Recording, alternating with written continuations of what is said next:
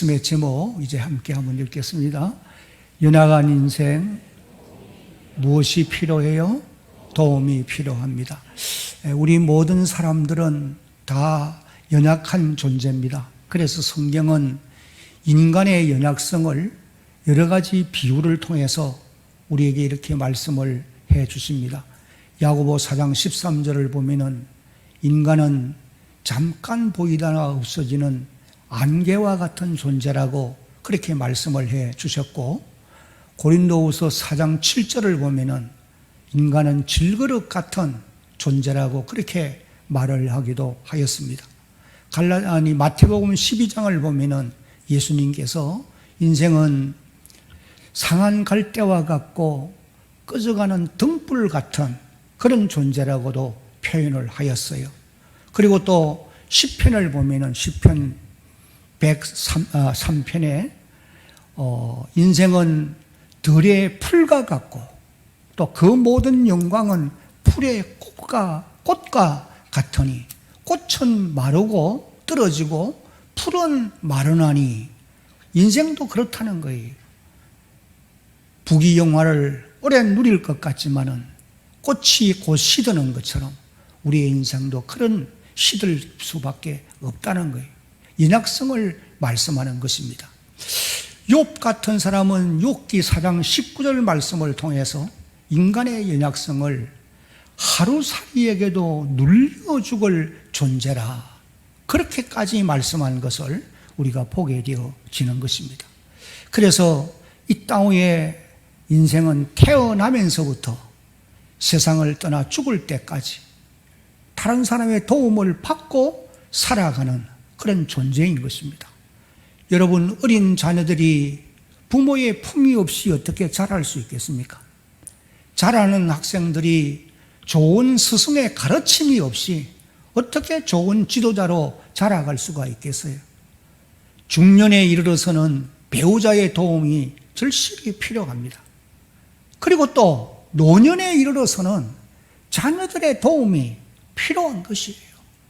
그래서 하나님은 제5계명으로 자녀들아 너의 부모를 공경하라, 그리하면 내가 땅에서 잘되고 장수하리라 약속을 해 주기도 하셨던 것입니다. 이와 같이 인생은 땅 위에 사는 날 동안에도 도움이 필요한 존재라고 하는 사실이에요. 그런데 여러분, 더 중요한 것이 무엇이냐 하면 오늘 저와 여러분들이 하나님의 도우심을 받고 살아야 될 존재로 지음을 받았다는 거예요. 마치 해바라기가 태양을 보고 자라가도록 만들어진 것처럼 모든 사람들은 하나님을 바라보고 또 하나님의 도움을 받으면서 살아가도록 그렇게 지음을 받은 것입니다. 창세기 1장 27절을 보면은 하나님이 자기 형상 곧 하나님의 형상대로 사람을 창조하시되 남자와 여자를 창조하시고, 사람은 하나님의 형상대로 지음을 받았다는 거지요. 그래서 시편 기자 다윗이 시편 121편 1절 2절에서 내가 산을 향하여 눈을 들리라, 나의 도움이 어디서 올고 나의 도움은 천지를 지으신 여호와에게서로다, 그렇게 고백을 하는 것을 우리가 보게 되어집니다.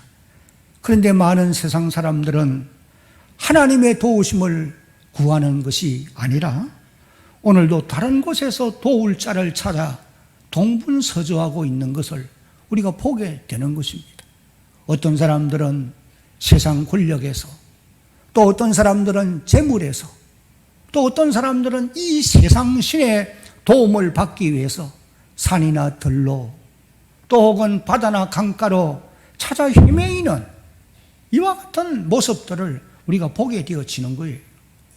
그래서 시편 146편을 보면은 시편 기자가 이렇게 말씀을 해 주시고 계십니다. 이 말씀을 이제 우리 한번 같이 읽어보는 것이 좋겠어요. 기인들을 의지하지 말며 도울 힘이 없는 인생도 의지하지 말지니 그의 호흡이 끊어지면 흙으로 돌아가서 그날에 그의 생각이 소멸하리로다.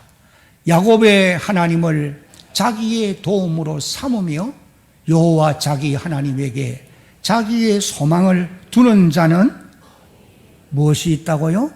복이 있다는 거예요. 하나님께 소망을 두고 하나님이 나의 희망이요 나의 소망이요 그분만이 나를 도우시는 분이시다, 이것을 믿고 나아가는 자가 복이 있는 사람이다. 여러분들이 시편 146편 6절 이후를 읽어보면 그 하나님이 어떤 분이신가에 대해서 아주 구체적으로 말씀을 하시고 계십니다.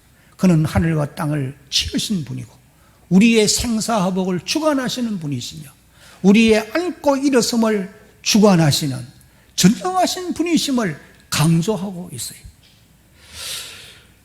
오늘 우리가 읽은 이 본문 말씀을 보면은 주님의 도우심이 꼭 필요한 한 사람을 이제 우리가 볼 수 있는데, 그 사람은 여기 성경에 기록된 대로 디메오의 아들인 바디메오라고 그렇게 말씀을 하고 있어요. 본문 46절 마지막 부분을 읽어보면은 그 바디메오는 너무나 불쌍한 사람이에요. 하나님의 도우심이 절실히 필요한 사람이에요. 디메오의 아들인 소경, 맹인, 거지 바디메오가 길가에 앉았다가 그렇게 기록을 하고 있습니다. 이 말씀에 의하면 바디메오는 첫째는 소경이에요. 앞을 볼 수가 없어요. 사람들의 손에 이끌려서 살아가야 되는 그는 연약한 존재입니다. 게다가 가난해서 구걸하지 않으면 살아갈 수 없는 그런 거지였다는 거예요. 그러니까 여러분 얼마나 불행한 사람이라고 말할 수밖에 없지 않겠어요? 여기 바디메오가 안고 있는 이 두 가지 인생의 문제, 그 어느 누구도 도와줄 수가 없는 겁니다. 그의 부모인 디메오도 그 문제를 해결해 줄 수가 없었고, 주변에 있는 수많은 사람들도 바디메오가 안고 있는 그 고통의 문제를 해결해 줄 수 없어요. 자신의 의지와 노력만 가지고도 불가능한 것입니다. 그러나 오늘 우리가 말씀을 이제 읽어서 알고 있습니다마는 하나님은 이 바디메오가 당면에 있는 그 모든 문제들을 넉넉히 해결해 주실 수 있는 전능하신 분이시다 라고 하는 사실을 우리가 깨달을 수가 있게 되어지는 것입니다. 성도 여러분, 오늘 저와 여러분들도 마찬가지라고 볼 수 있습니다. 우리가 살아가고 있는 이 세상에는 우리 인간의 힘으로 해결할 수 없는 일들이 얼마나 많습니까? 오늘 저와 여러분들이 살아가고 있는 삶의 현장에 고통의 문제들이 너무도 많다고 하는 사실이 우리 개인에게도 있고 가정에도 있습니다. 특별히 하나님의 교회 안에도 있어요. 저는 이제 교회를 벌써 심으 은퇴를 한 지 3년이 이제 지났죠. 아직 3년은 조금 안 됐구나. 그러지만은 또 교회를 생각해 보면은 참 염려되는 일들이 너무 많아요. 우리 교회만 아니에요. 나라 안에도 염려되는 일들이 클수록 많아집니다. 아마 윤 대통령도 정말 머리 아플 거예요. 오늘 우리가 일하고 있는 일터에도 어려움들이 너무도 많다고 하는 것이 현실 아니란 말이에요. 우리가 안고 있는 이 인생의 문제들을 우리 인간의 힘만 가지고 어떻게 극복해 갈 수가 있겠습니까? 반드시 하나님의 도우심이 필요한 줄로 여러분 믿어야 합니다. 하나님의 도우심이 없이는 당면한 현실을 극복해 가는 일이 참으로 어려워요. 그래서 사도 베드로가 베드로전서 5장 7절 말씀을 통해서 이렇게 우리에게 말씀해 주고 있어요. 너희의 염려를 다 주께 맡기라. 이는 그가 너희를 어떻게 하신다고요? 돌보심이니라. 염려가 없는 사람이 없어요. 이 염려라고 하는 말은 오늘 우리 인간의 힘으로 해결할 수 없는 것을 가리켜서 염려라고 표현을 합니다. 이런 문제를 주님께 맡기라는 거예요. 그리고 그분의 돌보심을 받으라고 우리에게 말씀을 하고 있는 것입니다. 그래서 박윤선 박사는 그의 주석에서 이 염려라고 하는 말을 이렇게 해석을 해주고 있어요.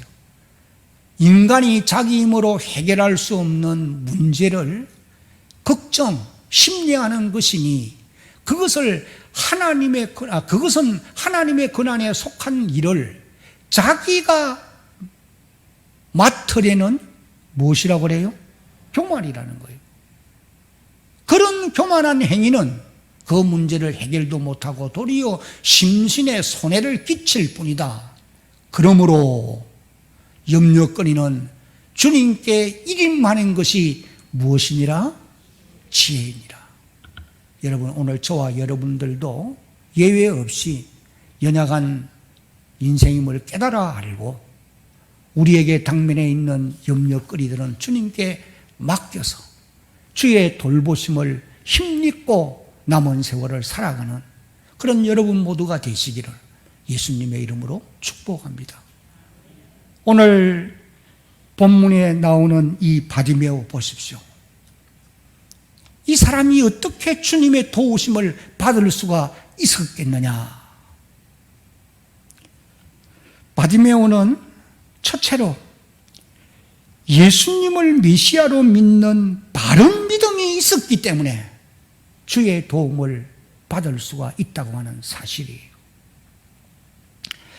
오늘 우리가 읽은 47절, 48절을 보면은 나사렛 예수시라는 말을 듣고 소리질러 이르되 다윗의 자손 예수여 나를 불쌍히 여기소서 하거늘 많은 사람이 꾸짖어 잠잠하라 하되 그가 더욱 소리질러 이르되 다윗의 자손이여 나를 불쌍히 여기소서 하는지라.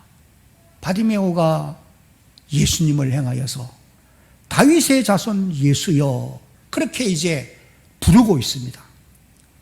이 말은 다른 말로 표현을 하면은 구약 성경에서 예언된 대로 이 땅에 메시아로 오신 예수님이여 그런 표현이에요. 다시 말하면은 예수님 당신은 구약 성경에서 예언된 대로 이 땅에 오신 메시아이십니다. 헬라 말로는 그리스도이십니다. 그런 뜻이죠. 어떻게 이 바디메오가 예수님을 그렇게 부르게 되었느냐? 여러분, 이사야 11장을 읽어보면은 1절로 5절까지 해서 선지자 이사야가 이 땅에 인간을 구원하러 오시는 메시아는 다윗의 후손으로 오게 될 것이다. 그렇게 예언을 하고 있습니다. 물론 시편 110편 1절과 창세기 49장 10절 말씀에도 보면은 그런 예언을 우리가 읽을 수 있어요. 그러나 이 땅에 오시는 메시아는 다윗의 후손으로 오신다. 이것이 구약 성경에 예언되어 있어요. 바디메오는 그것을 알고 예수님을 가리켜서 다윗의 자손 예수여 그렇게 이제 고백하게 되어진 것입니다. 그것도 두 번씩이나 오늘 우리가 읽은 본문에서 고백하고 있는 말씀을 볼 수 있어요. 여러분, 이런 고백은 아무나 할 수 있는 고백이 아닙니다. 믿음 위에 바로 선 사람의 고백이라고 말할 수가 있어요. 그러면은 여러분, 바디메오가 어떻게 그런 고백을 할 수 있는 그런 믿음을 가질 수 있었을까? 바디메오는 소경이기 때문에 보지는 못합니다. 그러나 귀는 열려있기 때문에 들을 수는 있는 거예요. 그가 길거리에 앉아서 국을 하면서 매일 듣는 얘기가 지나다니는 사람들이 하는 말을 들으니까 나사렛 예수에 대한 얘기를 하는 것입니다. 나사렛 예수라는 분이 가는 곳마다 기사와 표적을 행하시고 놀라운 사역들을 하신다라는 말씀을 들은 거예요. 지금 이 오늘 본문이 기록될 시점은 예수님의 공생애가 시작된 지 3년 세월이 이제 되어진 때입니다. 그러니까 3년 동안 예수님께서 공사역을 하시면서 수많은 기사와 표적을 행하였고 놀라운 역사를 일으켜 오신 거예요. 그분은 가는 곳마다 가난한 자에게 복음을 전하고 소경을 보게 하고 벙어리를 말하게 하며 귀신을 쫓아주고 심지어 죽은 자도 살려주시고 나사로도 살리고 야이로의 딸도 살려주고 저 나인성 가부의 독자도 살려주고 38년 된 병자도 살려주시고 12회를 혈증으로 앓던 여인에게도 내 믿음이 너를 구원하였으니 평안히 가라. 500리의 기적을 행하시고 무리를 걸으시기도 하시고 이런 놀라운 역사를 일으키셨다는 사실이. 그런데 예수님께서 그런 많은 사역들을 왜 행하셨느냐? 행하신 목적이 있어요. 자기를 나타내기 위함이 아니라는 거예요. 왜 그런 일들을 행하셨느냐? 그 행하신 목적은, 이유는 이사야 35장 5절로 10절까지를 읽어보면 물론 이사야 53장도 그러하고 61장 이후에도 그러합니다. 선지자 이사야가 일찍이 이 땅에 오시는 메시아는 그분이 하실 사역이 바로 이런 사역을 하게 될 것이다. 가난한 자에게 복음을 전하고 소경이 보게 되며 벙어리가 말을 하고 못 걷는 자가 걷게 되고 놀라운 하나님의 기사와 표적이 따르게 되어 있다. 이것을 예언하고 있은 거예요. 그 모든 예언들을 성취하시기 위해서, 왜 성취하시느냐? 자신이 메시아이심을 증거하기 위해서, 증명하기 위해서 그렇게 하신 거예요. 마태복음 8장 17절을 여러분들이 읽어보면은 예수님이 그와 같이 많은 병든 자를 고치신 그 이후에 하신 말씀이, 예수님은 우리의 연약함을 친히 담당하시고 우리 질병을 짊어지셨도다 함을 이루려 하심이더라. 구약 성경의 예언을 성취하기 위해서 그렇게 하셨다는 거예요. 그렇게 해서 예수님 자신이 메시아이심을 많은 사람들에게 증거해 보여주신 거예요. 그래서 예수님이 유대인들에게 너희가 내 말을 듣고 내가 메시아인 것을 믿지 못하겠거든 내가 하는 일을 보고 믿으라. 그렇게까지도 말씀을 하신 거예요. 그러니까 바디메오는 눈으로 예수님의 그런 사역하는 것을 볼 수는 없었지만 귀로 전해 들어서 예수님이 그런 사역을 하신 분이다. 그런 말씀을 하셨다는 소리를 듣고서는 이 바디메오는 예수님은 성부 하나님이 이 땅에 보내신 다윗의 자손, 바로 그 메시아이심을 확실히 믿었던 거예요.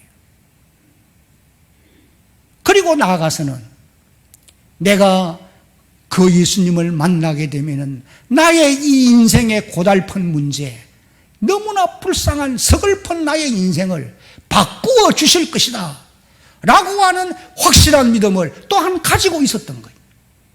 그리고는 이제 이 바디메오가 예수님 만나기를 사모하면서 기다리고 있었던 거예요. 바디메오의 그런 믿음은 예수님의 마음을 감동시킨 겁니다. 그래서 가던 발걸음을 멈추게 하시고 바디메오를 부르게 하셔서 그의 고난의 문제를 다 해결해 주었던 것입니다. 사랑하는 성도 여러분, 오늘 저와 여러분들에게도 이런 믿음이 필요한 것입니다. 어떤 믿음이 우리에게 있어야 되느냐? 바디메오처럼 예수님은 다윗의 후손으로 이 땅에 오신 메시아이시오, 우리의 영과 육을 구원하시는 구원의 주가 되심을 믿어야 되죠. 사도 베드로가 마태복음 16장 16절에서 주는 그리스도시요 살아계신 하나님의 아들이십니다라고 믿는 그 신앙 고백을 우리도 분명히 할 수 있어야 된다는 거죠. 그리고 또 한 걸음 나아가서는 우리가 믿는 그 예수님은 내가 이 험한 세월을 살아가는 동안에 내가 당면하고 있는 이 모든 고난의 문제를 넉넉히 해결해 주실 수 있는 분이라고 하는 사실도 믿어야 되는 겁니다. 여러분 믿으시기를 바랍니다. 주께는 능치 못함이 없어요. 마가복음 9장 23절에 예수님께서 이렇게 말씀하십니다. 할 수 있거든이 무슨 말이냐? 한번 따라합시다. 믿는 자에게는 능치 못함이 없느니라. 이 믿음을 가져야 된다는 거예요. 오늘 우리에게도 이런 믿음이 필요한 것이 분명한 사실입니다. 그러면 여러분, 오늘 우리는 어떻게 그런 바른 믿음을, 바디메오와 같은 그런 믿음을 가질 수가 있겠느냐? 오늘 저와 여러분들도 하나님의 말씀과 성령의 도우심으로 그런 믿음 위에 굳게 설 수 있게 되는 줄로 여러분 믿으시기를 바랍니다. 먼저는 하나님의 말씀을 들어야 돼요. 읽고 듣고 배우고 쓰고. 로마서 10장 17절에 믿음은 들음에서 나며 들음은 그리스도의 말씀으로 말미암았느니라. 여러분들이 누가복음 24장을 읽어보면은 예수님이 부활을 하셨는데 제자들이 예수님의 부활을 믿지 못합니다. 그래서 두 제자가 실망하고 낙심하고 엠마오로 지금 내려가고 있어요. 그래서 예수님이 부활하신 이후에 이 제자들을 찾아가서 함께 길을 동행합니다. 엠마오까지 내려가는 길에 함께 동행을 하면서 예수님이 내가 부활한 예수라고 바로 보여주지 아니하고 함께 동행을 하면서 말씀해 주시는데 무슨 말씀을 해 주시느냐? 구약 성경에 메시아가 이 땅에 오실 것을 말씀하셨고 그 메시아가 와서 고난을 받고 십자가에 죽고 사흘 만에 다시 살아난다 라고 기록되어 있는 모세오경의 말씀과 선지자들의 글을 인용해서 가르쳐 주시는 거예요. 풀어서 설명해 주시는 거예요. 그래서 예수님의 그 가르침을 받고 이제 결국은 엠마오까지 내려가서 떡을 깨다가 제자들이 예수님이신 줄을, 부활하신 주님이신 것을 깨닫게 되지요. 주님은 그때 이미 또 다른 곳으로 가신 것을 봅니다. 제자들이 뭐라고 고백을 했느냐? 누가복음 24장 32절 한번 같이 읽어보도록 하겠습니다. 그들이 서로 말하되 길에서 우리에게 말씀하시고 우리에게 성경을 풀어주실 때에 우리 속에서 마음이 뜨겁지 아니하더냐 하고, 여기 여러분 마음이 뜨겁지 아니하더냐, 이 말은 부활의 주님을 믿어지게 되었다는 거예요. 말씀을 들을 때에 마음이 뜨거워지는 거예요. 믿어지더라 그 말이죠. 오늘 저와 여러분들도 하나님의 말씀을 경청할 때에 말씀을 들으면서 내 마음이 뜨거워져야 될 줄로 믿으시기 바랍니다. 성령의 감동으로 내 마음에 감동이 와야 된다는 거예요. 성령의 도우심이 있어야 가능한 것이죠. 성령이 이 땅에 오신 목적 가운데 아주 중요한, 가장 중요한 목적이 여러분 무엇인지 아십니까? 말씀을 듣는 사람들에게 예수님이 믿어지도록 해주시는 일이에요. 요한복음 15장 26절 하반절을 읽어보면 예수님께서 이렇게 말씀하십니다. 진리의 성령이 오실 것인데 그가 나를 증언할 것이요. 성령이 예수님에 대해서 증언해 준다는 거예요. 예수님을 믿어지도록 만들어 준다는 거예요. 그래서 사도 바울은 고린도전서 12장 3절에서 이렇게 말씀합니다. 한번 같이 읽어봅니다. 시작. 그러므로 내가 너희에게 알리노니 하나님의 영으로 말하는 자는 누구든지 예수를 저주할 자라 하지 아니하고 또 성령으로 아니하고는 누구든지 예수를 주시라 할 수 없느니라.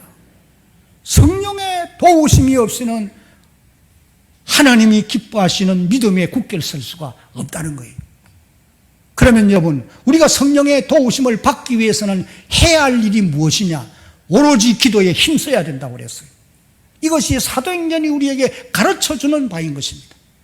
사도행전 4장 31절에 빌기를 다음에 모인 곳이 진동하더니 무리가 다 성령이 충만하여 확실한 믿음 위에 서서 담대히 하나님의 말씀을 전하니라. 생명의 위협을 무릅쓰고 믿음 위에 굳게 서서 담대히 하나님의 말씀을 전하는 역사가 일어났다는 거예요. 바라는 것은 오늘 저와 여러분들도 말씀과 성령의 도우심으로 바른 믿음 위에 굳게 설 수 있는 하나님의 백성들이 되어지기를 주님의 이름으로 축복합니다. 바디메오는 어떻게 주님의 도우심을 받을 수 있었느냐? 두 번째는 같이 한번 읽어봅니다. 시작. 절박한 부르짖음이 있었기 때문입니다. 바디메오는 어느 날 여전히 그 자리에 앉아서 구걸을 하고 있는데 많은 군중들이 지나가면서 하는 얘기를 들으니까 나사렛 예수가 지나가신다는 거예요. 바디메오에게는 절호의 기회가 온 것입니다.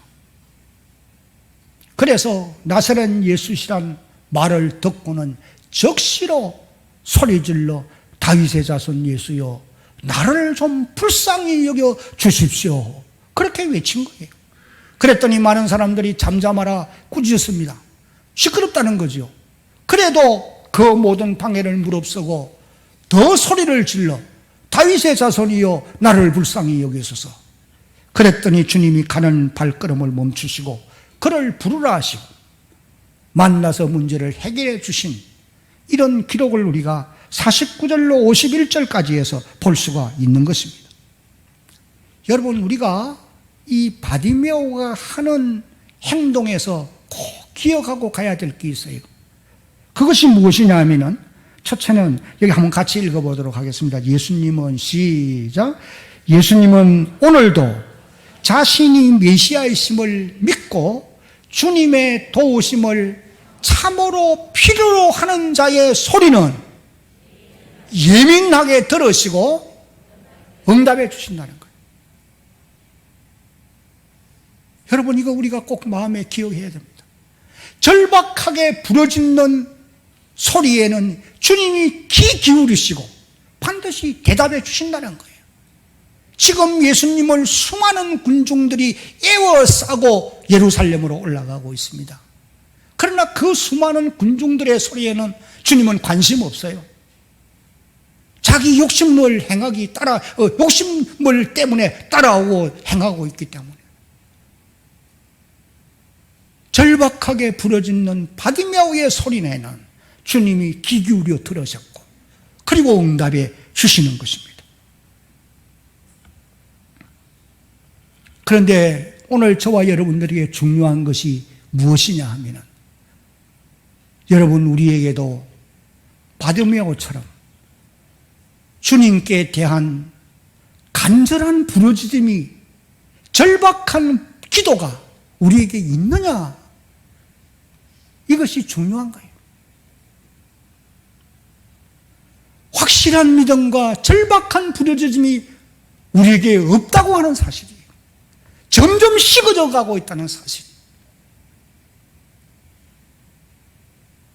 우리의 연수가 신앙의 연수가 더 많아지고 깊어지고 세월이 가면 갈수록 더 뜨거워져야 되고 더 간절함이 있어야 되는데 이런 간절함이 점점 식어가고 있는 것이 오늘 현실이라고 저는 그런 생각이 들어요. 왜 여러분 그런 간절함이 식어져 가고 있습니까? 절박함이 없는 신앙은 잠자는 신앙이라고 어떤 분이 말을 했습니다. 왜 우리의 신앙이 지금 잠들어 있는지 아십니까? 여러 가지 진단을 내릴 수 있지만 성경은 우리에게 이것을 말씀해 줍니다. 먹어서 배부르고 아무 부족함이 없기 때문이라는 거예요. 오늘 이 시대가 그런 시대입니다. 여러분들도 먹어서 배부르고 아무 부족함이 없습니까? 그래서 여러분의 마음에 절박한 기도가 나오지 않느냐 그 말씀이에요. 우리가 이 건물을 지을 때에 하나님 앞에 간절히 기도한 기도의 제목이 무엇인지 아십니까? 주여 여기에 구원받는 사람이 가득 찰 수 있도록 구원받는 사람을 더하여 주십시오. 그리고 또 여기에 기도하는 사람들이 많아지게 해주시기를 원합니다. 우리가 기도한 제목들이, 우리가 사는 이 세월이 너무 험악한 세월을 살다가 보니까 코로나 때문에 힘든 건 분명한 사실이에요. 절박함이 없어요. 여러분, 배부르고 부족함이 없는 것은 하나님의 은혜로 된 것인 줄로 믿어야 합니다. 내가 똑똑하고 내가 잘나고 내가 열심히 했기 때문에만 된 것이라고 착각하면 안 된다는 말이에요.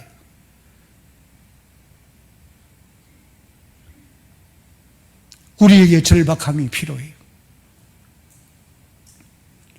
그리고 또 한 가지는 기도하는 데는 방해가 있다는 거예요. 우리의 기도를 방해하는 자들이 있다는 거예요.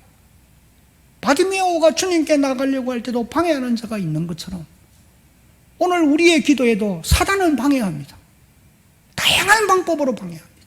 그러나 성령님은 우리의 기도를 도우시는 줄로 여러분 믿으시기를 바랍니다. 성령님은 우리의 기도를 도우시고, 그래서 로마서 8장 26절에 이렇게 말합니다. 함께 읽어봅니다. 이와 같이 성령도 우리의 연약함을 도우시나니 우리는 마땅히 기도할 바를 알지 못하나 오직 성령이 말할 수 없는 탄식으로 우리를 위하여 친히 간구하시느니라. 오늘 저와 여러분들이 기도하려고 노력만 하면 성령은 반드시 도우실 줄로 믿으시기를 바랍니다. 새벽을 깨우는 일이 힘들어가지요. 때로는 적막강산일 때가 없잖아 있더란 말이에요. 여러분이 기도하려고 조금만 노력하면 성령께서 반드시 도우실 줄로 믿고 기도의 방해를 물리치고 기도의 승리자가 되어야 돼요. 기도의 승리자가 신앙의 승리자라고 말하고 있습니다. 이제 마지막으로 바디메오는 주님의 은혜로 구원을 받은 거예요. 믿음을 가지고 절박한 부르짖음으로 나아갔을 때에 주님의 은혜로 구원을 받은 것입니다. 52절을 보면은 예수께서 이르시되 가라 네 믿음이 너를 구원하였느니라 하시니 그가 곧 보게 되어 예수를 길에서 따르니라. 네 믿음이 너를 구원하였느니라. 네가 온전하게 회복되었다, 그런 뜻이에요. 이제 온전하게 회복되었다는 거예요.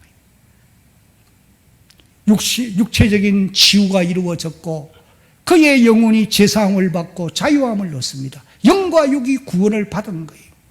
지금까지 그는 소갱이요 거지로 살아온 불쌍한 사람이었지만 이제는 밝은 눈으로 볼 수 있게 되었고 구걸하지 않고 자기 손으로 일하면서 살 수 있게 되어진 것입니다.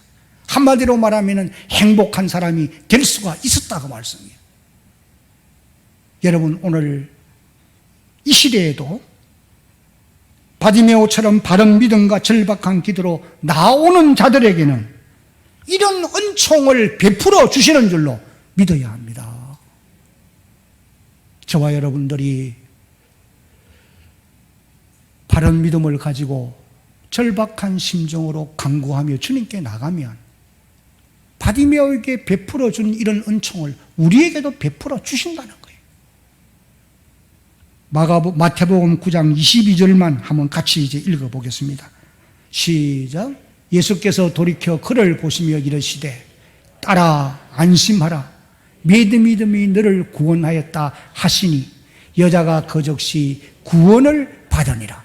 12해를 혈류증으로 앓던 여인이 이런 바른 믿음을 가지고 주님께 나왔을 때에 예수님이 일러주신 말씀이에요. 따라 이제 안심하라. 네 믿음이 너를 구원하였으니 평안히 가라. 이제 말씀을 맺겠습니다. 오늘 저와 여러분들도 연약한 사람들이에요. 주의 도움이 필요한 사람들이에요. 그래서 예수님께 대한 바른 믿음과 절박한 기도로 나아가서 주의 도움을 받으며 남은 한평생을 살아가는 모든 성도들이 되시기를 주님의 이름으로 축복합니다.